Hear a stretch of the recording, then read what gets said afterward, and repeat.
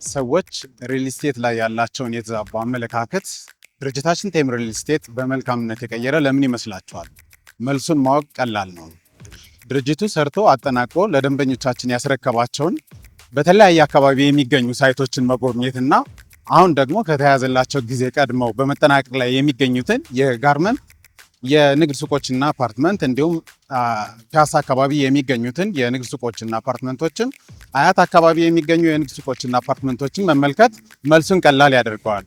እነሆ አሁን ደግሞ ድርጅታችን ቴም ሪል ስቴት በአፍሪካ ህብረት አካባቢ ከአልነጃሽ መስጊድ ፊት ለፊት ግዙፉና ታላቁን መርካቶ ቁጥር 2 ግንባታ አስጀምሮለታል።